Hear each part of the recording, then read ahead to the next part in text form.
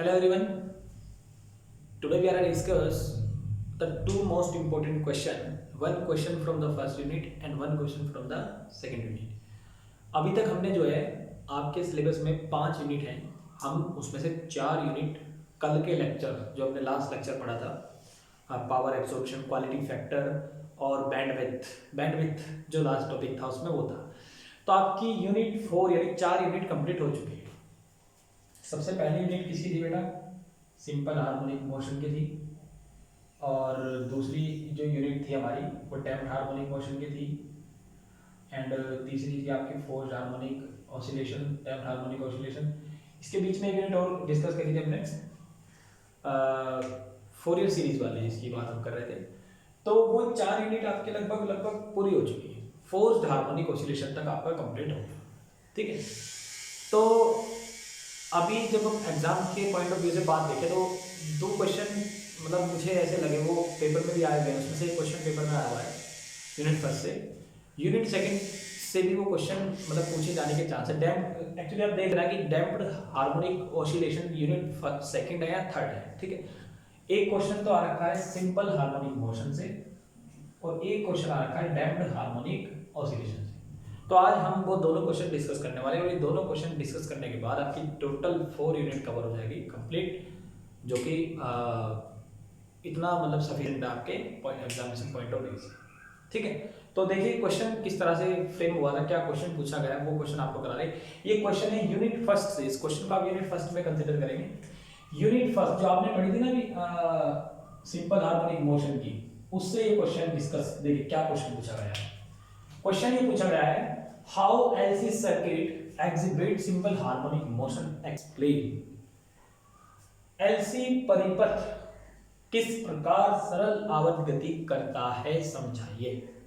आपको ये जान के थोड़ी सी हैरानी होगी कि जो सर्किट होते हैं उनमें भी ऑसिलेशन होते हैं.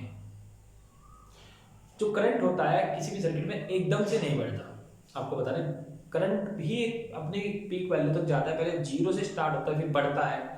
आपने देखा सरल आवर्त गति यानी सिंपल हार्मोनिक मोशन का जो कॉन्सेप्ट है वो सेम कॉन्सेप्ट हम AC करंट पर भी लागू कर सकते हैं. देखिए अगर आपको याद हो तो AC करंट का ग्राफ भी कुछ ऐसा होता है. तो यही तो सिंपल हार्मोनिक मोशन है. तो करंट यहां से जब चलता है तो यहां पे जाके अपनी पीक वैल्यू देता है, सबसे ज्यादा वैल्यू ले देता है. तो यहाँ पे क्या हो रहा है, करंट धीरे धीरे धीरे धीरे बढ़ रहा, फिर बढ़ के धीरे धीरे धीरे धीरे घट रहा. तो ये क्या हुआ, ऑसिलेशन. ये क्या हुआ हिसाब से ऑसिलेशन हुआ या फिक्स टाइम में मोशन हो गया. क्लियर. तो यहां से इसलिए क्वेश्चन फ्रेम हुआ है. तो क्वेश्चन देखिए इसको कैसे टैकल करना है देखिए. यानी LC परिपथ में सिंपल हार्मोनिक मोशन होता है. आपने स्टैंडर्ड 12th स्टैंडर्ड क्लास में LCR परिपथ पढ़ा था, LCR सर्किट जिसको बोलते हैं. उसके बाद आपने उसके 2 टाइप और पढ़े थे, LC भी होता है. ठीक है. और CR भी होता है. ठीक है. मतलब 2-3 टाइप के सर्किट बन जाते हैं उसके. जैसे LCR होता था, सबसे पहले LCR पढ़ते फिर होता है LC, फिर LR या फिर CR. इस तरह से कॉम्बिनेशन बनाने हैं. यहाँ पे केवल LC का क्वेश्चन आपसे पूछा जाएगा.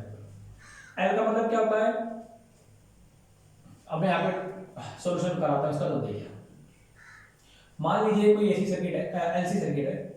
इसमें ये क्या होगा आपका कैपेसिटर. ये क्या होगा कैपेसिटर C. इसके बाद कैपेसिटर C है. ठीक है. चलो यहां से इसमें करंट जा रहा है सर्किट के अंदर. यहां पे हमने जोड़ दिया इंडक्टेंस. क्या जोड़ दिया, इंडक्टेंस. इसको बोलते हैं L, अगर आपको याद हो. अब ये कैपेसिटर की प्लेट है, एक प्लेट प्लस में होगी एक प्लेट माइनस में होगी. ठीक है. तो this is the minus Q and this is the plus Q. Plus Q charge and minus Q charge. Anyway तो फिलहाल हम केस ले रहे हैं इसमें कोई फिक्स करंट है I. ठीक है. जो करंट फ्लो हो रहा है सर्किट के अंदर. ये एक लूप है बेटा. ये क्या है, लूप है. लूप. आप किरचॉफ लॉ याद है, किरचॉफ लॉ पढ़े आपने. लूप. इस लूप में अब मैं आपको 2 फॉर्मूले पहले क्लियर करा दूं. सबसे पहले तो आप इस L का नाम समझ लीजिए. L क्या है, व्हाट इज L. L को हिंदी में इंग्लिश में बोलते हैं इंडक्टेंस और हिंदी में बोलते हैं प्रेरकत्व. और C क्या होता है, कैपेसिटर या हिंदी में बोले तो संधारित्र. क्लियर. उसको छोड़िए. अच्छा, आपने सी में कितना पोटेंशियल होता है उस फॉर्मूले देखो, आप जानते हैं Q इक्वल टू होता है CV। अगर हम यहाँ से V निकालना चाहें V, तो आता है Q बाई सी। यानी इस पे जितना पोटेंशियल होगा वो वोल्टेज होगा कितना होगा, Q बाई सी होगा। वो कितना होगा, Q बाई सी। अब इसकी बात करते हैं, इस पे कितना होगा इंडक्टेंस पर।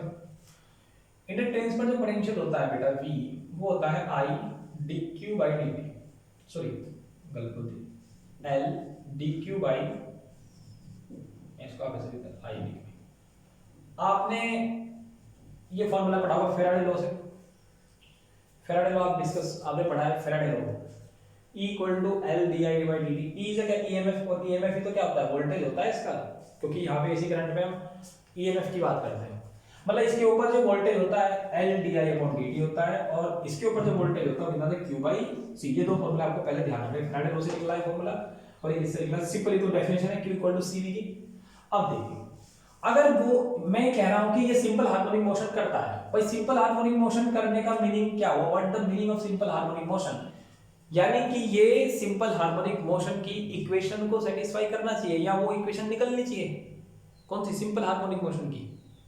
अगर वो इक्वेशन निकल जाती है इसको सॉल्व करके, तो हम कह देंगे हाँ प्रूफ हो गई हमारी बात, क्लियर होगी बात। मतलब जो सिंपल हार्मोनिक मोशन की सरल आवर्त गति की जो समीकरण हमने निकाली थी, डिफरेंशियल इक्वेशन जिसको बोलते हैं अवकल समीकरण, अगर वो इक्वेशन ये भी निकाल दे, तो हम कह देंगे ये भी सिंपल हार्मोनिक मोशन करा, नो प्रॉब्लम। जो body simple harmonic motion equation को डिराइव कर सकती, मतलब दे सकती है, वही सिंपल हार्मोनिक मोशन कर रही है ना, तो हमें कोई दिक्कत नहीं। तो देखिए कैसे करते हैं, apply Kirchhoff law, apply Kirchhoff law, second law जिसको हम कह रहे हैं, सेकंड लॉ है इन क्लोज्ड लूप, बंद परिपथ में किरचॉफ का नियम लगाने का। तो देखिए, जब हम करंट की डायरेक्शन में चलते हैं तो वोल्टेज कम होता चलता है, यानी आप इधर से जाएंगे, इस पे कितना वोल्टेज है, अगर हम बात करें वोल्टेज की बात करें, आपको जो पता, अगर आपको याद हो, आपने किरचॉफ लॉ दो तरीके, आपको किरचॉफ लॉ का, इसको वोल्टता का नियम भी कहते हैं बेटा, वोल्टता का नहीं, वोल्टेज लॉ।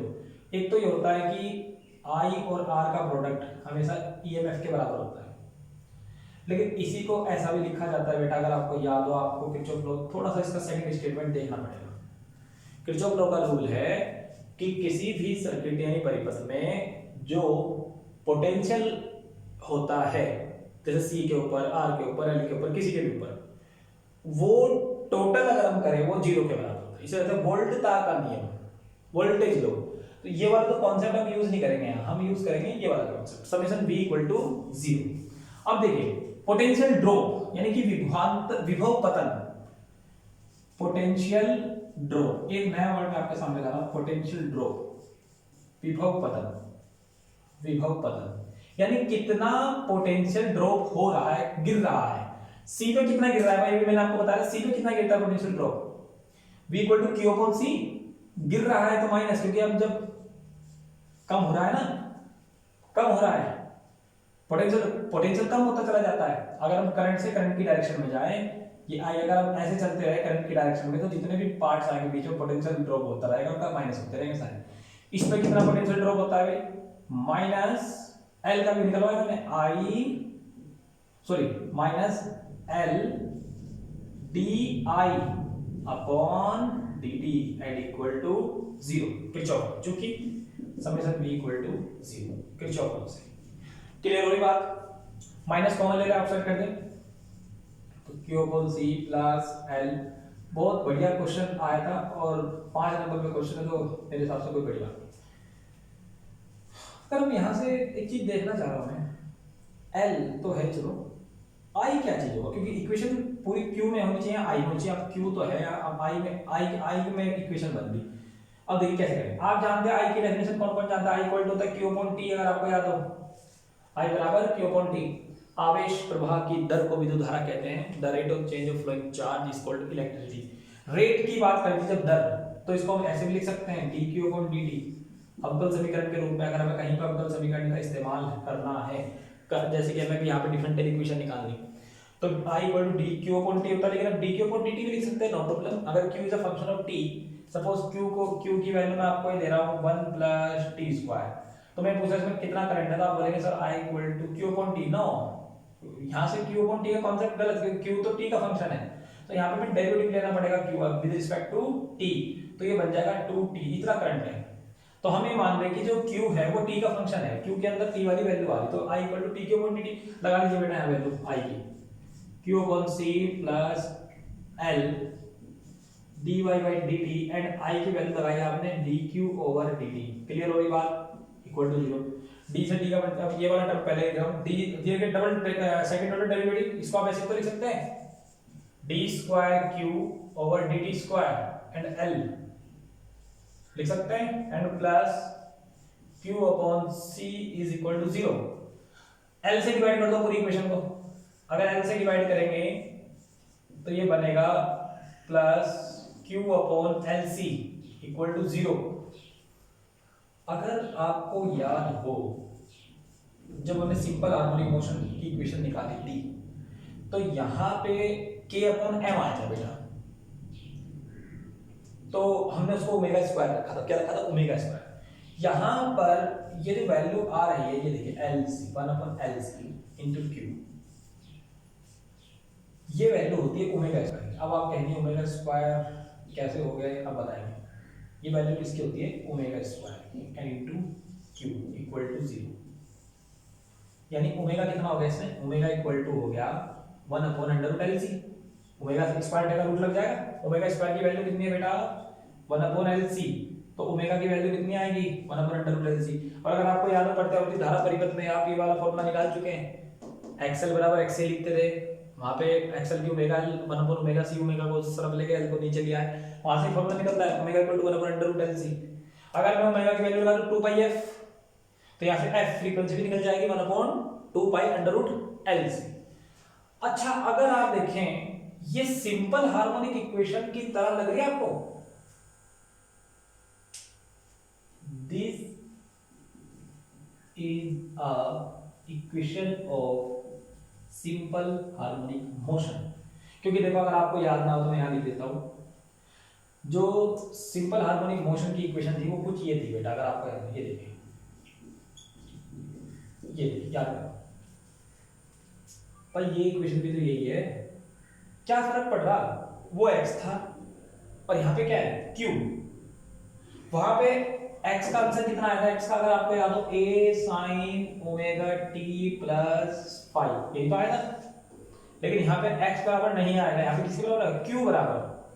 वहां पे आयाम होता है a, एम्पलीट्यूड होता है a। अगर आपने प्रत्यावर्ती धारा परिपथ पढ़ा है तो आपको याद होगा जब हम v equal to v0 sin omega t लिखते हैं ना ऐसे ही, यहाँ पे आयाम जो होता है v0 होता है, एम्पलीट्यूड क्या होता है? v0। अगर i में लिखा i बराबर i0 तो i0 होता है। अगर मैं q में लिखूंगा तो q बराबर q0। तो यहाँ पे जो इसका सॉल्यूशन होगा, सॉल्यूशन हल होगा, सॉल्यूशन होगा, वो क्या होगा? वो होगा सिंपल हार्मोनिक मोशन के हिसाब से क्या होता है? सिंपल हार्मोनिक मोशन में x equal to a sin omega t plus 5, लेकिन यहाँ पे x की जगह क्या है? q। तो q इक्वल टू एम्पलीट्यूड यानी आयाम वहां पे a लेते हैं, पर यहाँ पे a नहीं लेते, हम क्या लेते हैं? v है तो v0, q है तो q0 and sin omega t plus 5। ये इस इक्वेशन का क्या होगा? सॉल्यूशन यानी इसका हल। तो ये हमारा क्वेश्चन कंप्लीट होता हुआ 5 मार्क्स का बहुत सिंपल क्वेश्चन। इस तरह से हम ये प्रूव कर सकते हैं कि ये एलसी सर्किट जो है, एलसी परिपथ कौन सा मोशन करता है? सिंपल हार्मोनिक मोशन करता है। क्लियर? नो।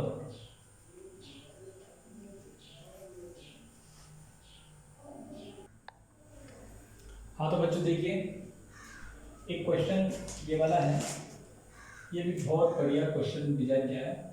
ये भी क्वेश्चन एग्जाम के पॉइंट ऑफ व्यू से इंपॉर्टेंट है। ये क्वेश्चन है बेटा आपका यूनिट 2। बेटा एक बार कंफर्म कर लेना, यूनिट 2 है, ये यूनिट 3 डैम्प्ड हार्मोनिक ऑसिलेशन से है क्वेश्चन। किससे? Damped harmonic oscillation, DHO। Clear? वो यूनिट 2 है, यूनिट 3 आप देख लेना, ठीक है? बहुत ही बढ़िया क्वेश्चन। ये टॉपिक एक्चुअली मिस हो गया था, छूट गया था हमको उस टाइम पे दिखाने के लिए। टॉपिक भी आपके पास है, वरना उस टाइम कराता आपको ये वाला टॉपिक। कि क्वेश्चन ये है कि एलसीआर परिपथ, how LCR circuit exhibit damped harmonic oscillation explain. यानी एलसीआर परिपथ में डैम्प्ड हार्मोनिक ऑसिलेशन यानी कि प्रणोदी अवमंदन जिसको हम कहते हैं, वो होते हैं कैसे? समझाइए। फिर वही बात, भाई अगर होते हैं डैम्प्ड हार्मोनिक ऑसिलेशन, करता है LCR circuit damped harmonic oscillation कर रहा है, तो वो डैम्प्ड हार्मोनिक ऑसिलेशन की इक्वेशन को सेटिस्फाई करना चाहिए। क्लियर? तो हम देखते हैं अगर वो करता है तो ठीक है, अगर नहीं करता तो नहीं। अगर वो कह रहा है कि करता है तो इसका मतलब इक्वेशन सेटिस्फाई करेगा और निकालनी पड़ेगी वो इक्वेशन। क्लियर हो रही बात? तो चलते हैं जरा एलसीआर सर्किट बना लीजिए पहले। एलसीआर सर्किट एलसीआर याद हो आपको, अगर L this is C and this is a R, inductance हो गया, कैपेसिटर, ये आपका R, ठीक है, ये आपका L, ये आपका C एंड ये आपका R। तो मान लें करंट इस डायरेक्शन में है, कोई दिक्कत नहीं, करंट इधर कोई दिखा सकता, नो प्रॉब्लम, ठीक है।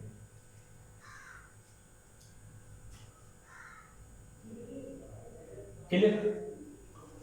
अब देखिए बिल्कुल सेम वही कॉन्सेप्ट जो अभी लगाया था बेटा, इन दो का तो आपको पोटेंशियल पता लग गया, अभी पीछे करा था।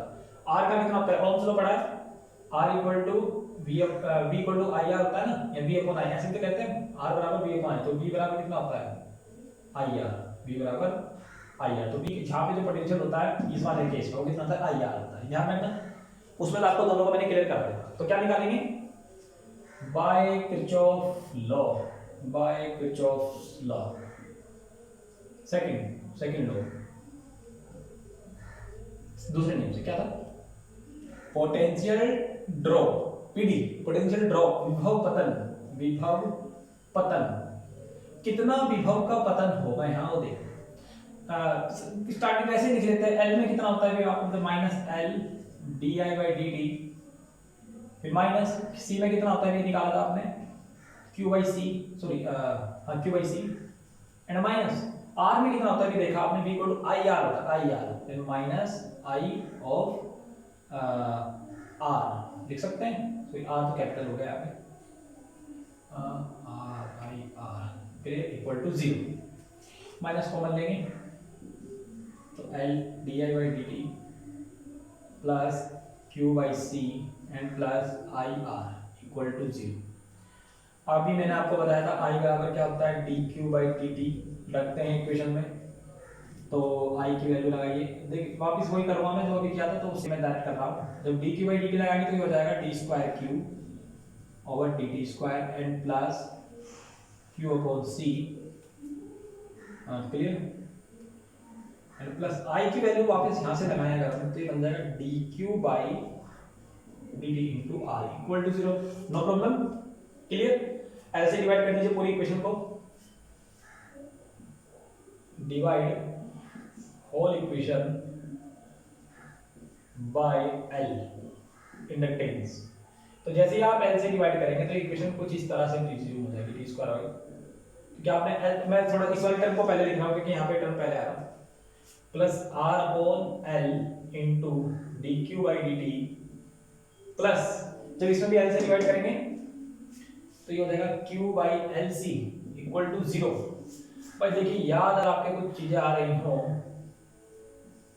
तो मैं इसको कुछ इस तरह से लिखने की कोशिश करूंगा, r upon L D Q by D T and plus इसको ऐसे लिख सकते हैं बेटा 1 upon L C into Q. अभी आपने 1 अपॉन एल सी की वैल्यू क्या मानी थी, ओमेगा स्क्वायर, उसमें भी ऐसा ही हुआ था, और वहां पे यहां जो वैल्यू आई थी यहां पर उसको आपने माना था 2r, क्या माना था 2r, b अपॉन m आया था, क्या आया था b अपॉन m आया था, यहाँ पे आया था b अपॉन m, आपने उसको माना था 2r। यहाँ पे क्या आया r upon l, r upon l, उसको आपने क्या मान लिया 2r। तो रखिए जरा इसमें वैल्यू में क्या बनेगा, d square q over dt square plus r upon l को क्या लिखा हमने 2r and dq by dt, sorry हाँ, प्लस इसको आपने क्या लिखा omega square q equal to 0। अगर आपको याद हो this is a equation of damped harmonic oscillation. यही देखो वो क्या थी इक्वेशन, वो आपके मैं सामने लिखता हूँ, वो इक्वेशन ये थी बेटा, D square by D X plus 2r dx upon dt N plus omega square X equal to 0। याद करो यही थी वो इक्वेशन, ये डीएचओ की इक्वेशन थी, डीएचओ की समीकरण। इक्वल में अगर f0 sin pt आ जाए तो वो fho की इक्वेशन हो जाती है, फोर्स हार्मोनिक ऑसिलेशन। तो देखो ये एलसीआर सर्किट इस इक्वेशन को सेटिस्फाई कर रहा है। क्लियर? तो इसका जो सॉल्यूशन आया वही जो सॉरी मतलब ये डैम्प्ड हार्मोनिक ऑसिलेशन की इक्वेशन है, x इसको सेटिस्फाई कर रहा, यहां पे कौन सेटिस्फाई कर रहा? q। यानी ये q में समीकरण जो निकल कर आई है आपके सामने, ये डीएचओ की इक्वेशन है बेटा, ध्यान से देखो आप, ये किसकी इक्वेशन है? डीएचओ। इसका मतलब ये हुआ कि एलसीआर परिपथ यानी एलसीआर सर्किट कौन सा ऑसिलेशन दर्शाता है? डैम्प्ड हार्मोनिक ऑसिलेशन दर्शाता है। एग्जाम में अगर आपके पास क्वेश्चन दिखे कि एलसी सर्किट सिंपल हार्मोनिक दिखाता है तो समझाइए जो पीछे क्या वो करना है, बिल्कुल सेम टू सेम। अगर वो कहता है एलसीआर सर्किट डीएचओ दिखाता है एलसीआर, तो आपका एलसीआर सर्किट का वाला एक क्वेश्चन कर देगा, तो आपके पास दोनों क्वेश्चन रहेंगे से कंप्लीट। तो अगर हम इसके इक्वेशन की बात करें, सॉरी सॉल्यूशन की बात करें, तो वहां पे आपने x बराबर जो इसका सॉल्यूशन दिया था x इक्वल टू करके, वही आपको इसमें लेना। उसमें दो केस बने, तीन केस बने थे, critical damping, high damping, light damping. तो यहाँ पे वो सिर्फ इस बारे में बात नहीं कर रहा, वो सिर्फ इतना पूछ रहा आपसे कि LCR circuit damped harmonic motion दिखाता है, समझाइए। तो हमने बता दिया हमें डैम्प्ड हार्मोनिक ऑसिलेशन दिखा रहा है। वो ये नहीं कह रहा कि इसकी इक्वेशन निकालो और उसको सॉल्व करो, ऐसा कुछ बात नहीं कर रहा। वो केस तो तब है जब वो डायरेक्ट बोलेगा डैम्प्ड हार्मोनिक ऑसिलेशन क्या होता है, उसकी इक्वेशन निकालो, उसको सॉल्व करो। तो वो तो आपने पहले पढ़ा हुआ है, वो तो आपने इसमें इस वाले केस में पूरा पढ़ा हुआ, critical damping, high damping, light damping, वो तो उस टाइम की बात है। लेकिन वो सिंपल एलसीआर सर्किट की बात कर रहा था। एलसीआर सर्किट में तो ये इक्वेशन निकालने के बाद ये कंफर्म हो गया कि ये डीएचओ यानी डैम्प्ड हार्मोनिक ऑसिलेशन को दर्शाता है। तो बच्चों आज ही इसी लेक्चर के साथ आपकी यूनिट 4 यानी 4 यूनिट आपकी कंप्लीट होती है। यहाँ पे लास्ट यूनिट आपके पास बची है, वो यूनिट है साउंड। तो साउंड वाली जो यूनिट है उसमें से अगर कोई स्टूडेंट स्टडी करना चाहे तो मोस्ट इंपोर्टेंट फॉर्मूला आप उसको डिराइव कर लीजिए, वो पूछा जाता है पेपर में। बट इन 4 यूनिट पे आपका बहुत अच्छे से खासा पेपर हो जाएगा। सेबाइन फार्मूला यूनिट 5 यानी साउंड वाले चैप्टर से अगर कोई करना चाहे, सेबाइन फार्मूला 101% क्वेश्चन आता है, वो मतलब उसके बिना पेपर ही डिजाइन होता, वो तो आना ही है। मतलब सेबाइन फार्मूला, तो सेबाइन फार्मूला एक क्वेश्चन यहाँ से पूछा जाता है अगली यूनिट से। पर यूनिट 5 हम अभी डिस्कस नहीं कर रहे हैं, हम ओनली यूनिट 4 तक की बात करते हैं। यूनिट 4 आपकी कंप्लीट यहाँ पे होती है। इसके यूनिट 4 तक के जितने भी हमने क्वेश्चन कराए बहुत ही इंपॉर्टेंट है एग्जामिनेशन पॉइंट ऑफ व्यू से, और इन सभी जितने भी लेक्चर में ये कोर्स आपका फिनिश होता है वो लेक्चर आप सभी देखें अच्छे से, सभी लेक्चर्स के आप नोट्स तैयार करें, और मतलब कि इनको पढ़ के आपका बहुत अच्छा खासा पेपर हो जाने वाला है। जितने टॉपिक यहाँ कराए सब टॉपिक एग्जामिनेशन से पॉइंट ऑफ व्यू से बहुत इंपॉर्टेंट है। तो thanks for watching my video and मिलते हैं कल एक नए कोर्स यानी नए एक पेपर के साथ।